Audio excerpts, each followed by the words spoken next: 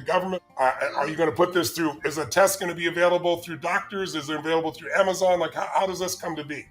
So right now, we have a facility out in Long Island, New York, and we're producing about 100,000 tests a week.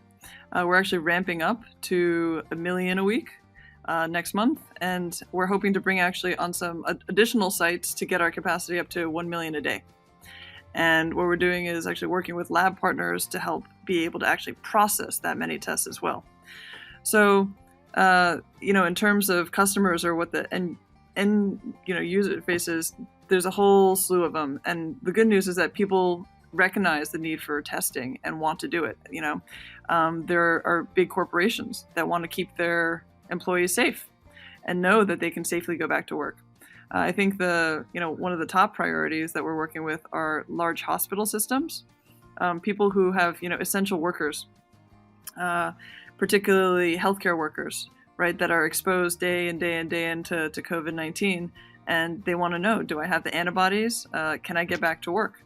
If you have your front line, like police officers, firefighters, if you have these guys go down, there's going to be so much more damage to our society than just the disease.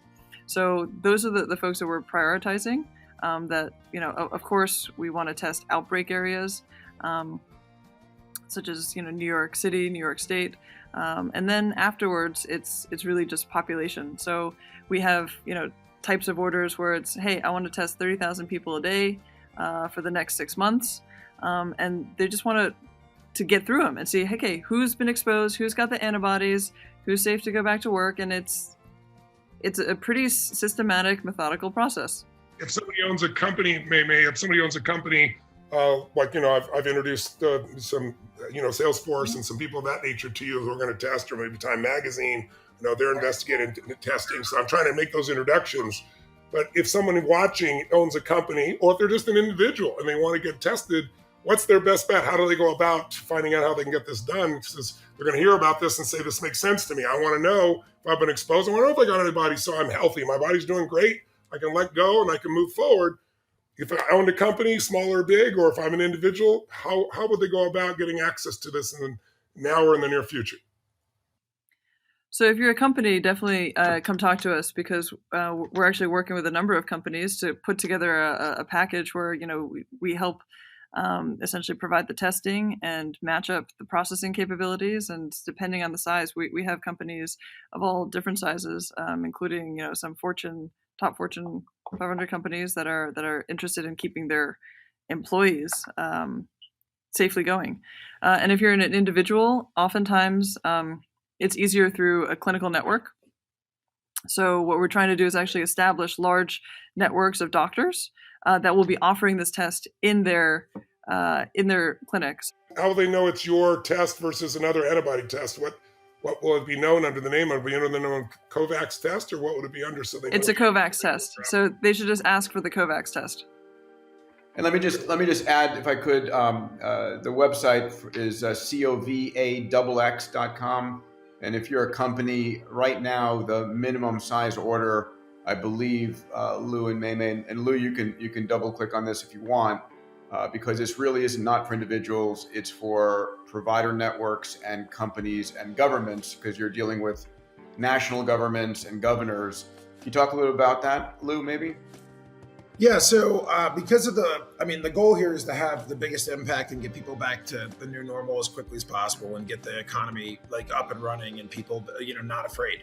And so one of the keys there, and like May touched on earlier really well, I think actually is, this is about, if you can test first responders, if you can test the thousands of police officers in Detroit and in New York and in LA that are not on the streets because they don't have actionable information, then you really go a long way in solving the problem and getting those people back to work and getting things moving.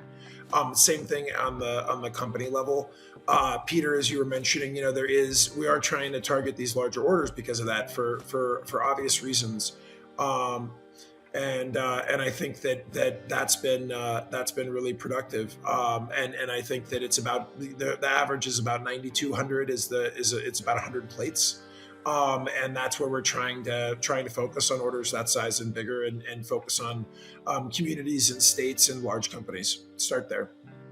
So a person could go to their company, if it's a large company, or to their local mayor, governor, whoever, and say, we really want to do this and try to push this moving forward while you're continuing to penetrate all the governments throughout the United States and obviously other parts of the world. Is that the fundamental way people can act on this? Yeah, absolutely. Then they go to the website and get the information and share it with those decision makers so they can get exposed to the effectiveness compared to any other form of testing.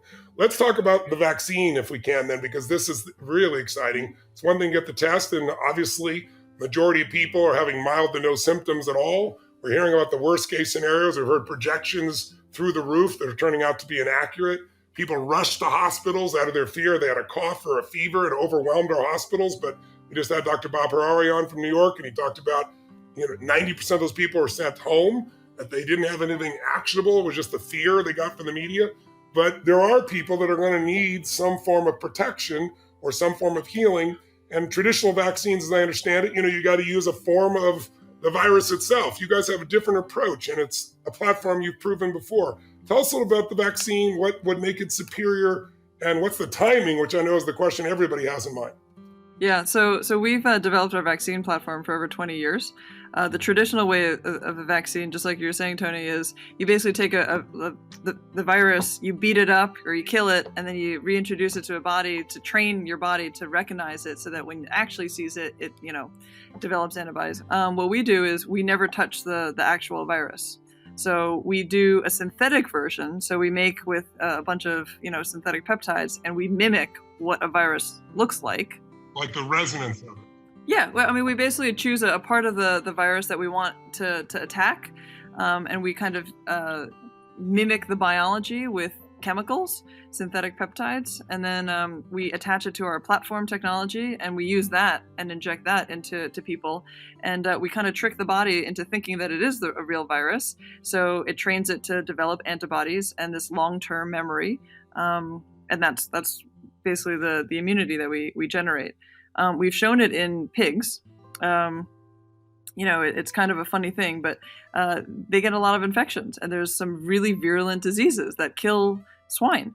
And so, we've been able to protect pigs from lots of infectious diseases and very virulent ones. And one other thing with that is they have mutations as well. So one of the best parts of our technology is once we get the sequence of a virus, we can really rapidly change it. And because we're a chemical process, we can scale up very quickly. So when these swine, when a swine infectious disease kind of mutated, we took that and we, within